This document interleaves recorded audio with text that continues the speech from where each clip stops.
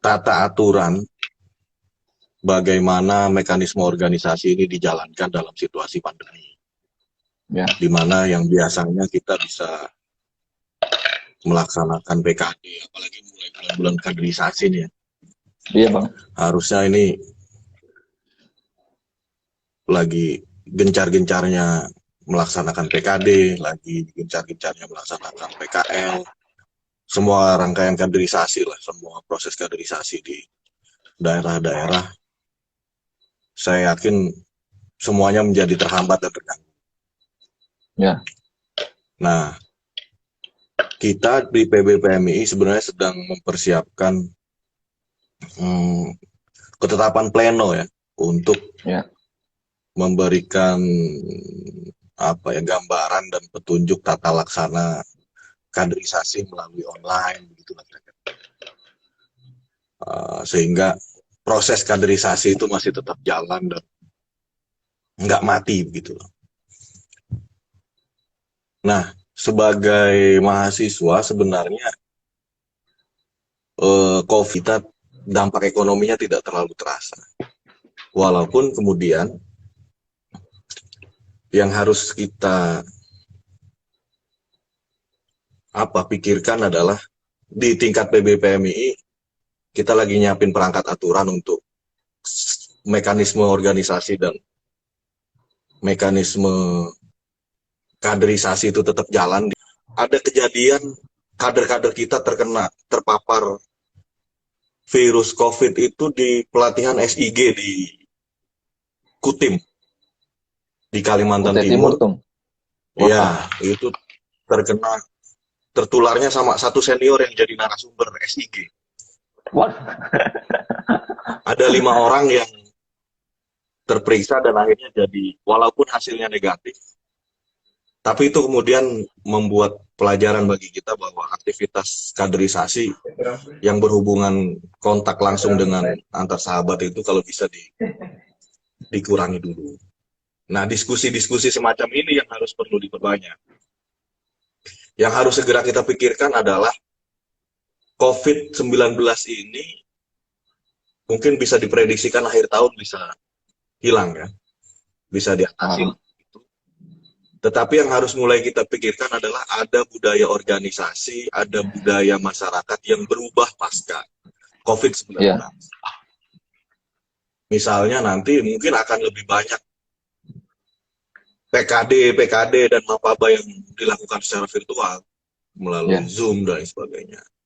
Nah, dan sebenarnya saya mengerti sebenarnya tuh, ngerti. Semoga jangan sahabat, dikira saya disuruh-suruh sama senior. Saya seluruh waktu itu ya, itu bukan hanya kader yang menyerang saya, seluruh senior se-Indonesia itu nyalahin saya.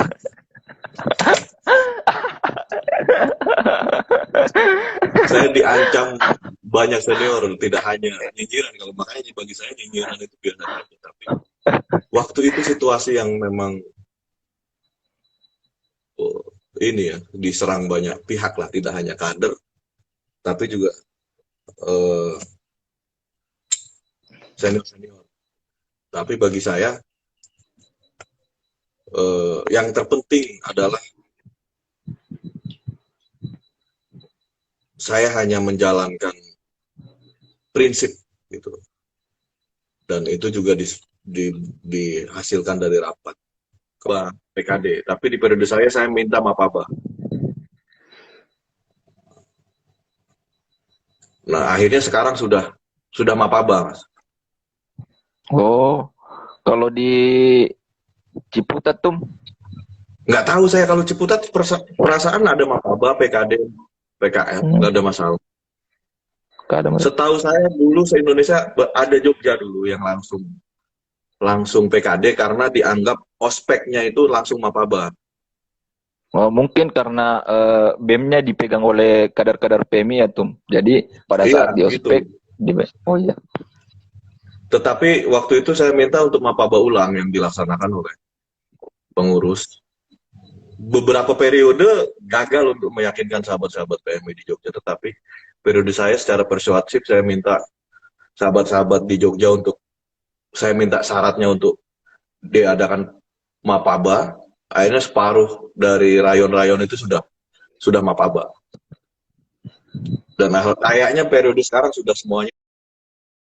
PMII, posisi PMII di era Ketum Agus ini di gimana nih Tum? Posisi PMII di dalam struktural NU Tum. Ini pertanyaan dari pribadi saya Tum. Itu. Kan dari era Ketum Amin kemarin, kalau nggak salah di Jawa Timur itu nggak selesai juga persoalan Banom PMII ke NU. Apakah pernah ada rapat di era Ketum Agus ini yang membahas tentang posisi PMII dalam struktural Nahdlatul Ulama itu? Itu diskusi satu sesi tersendiri itu, bro. Jadi harus disiapkan satu diskusi. Oh, siap. Soal itu. Tapi untuk sekarang Tum. Tapi untuk sekarang ini Tum, kalau untuk sekarang masih interindependensi sikapnya atau begini ya? Iya. Saya itu kan sebagai mandataris Kongres yang punya kewajiban menjalankan apa-apa yang menjadi amanah Kongres. Nah, setelah saya terpilih sebulan itu saya dipanggil PBNU. Izin Tum. Ini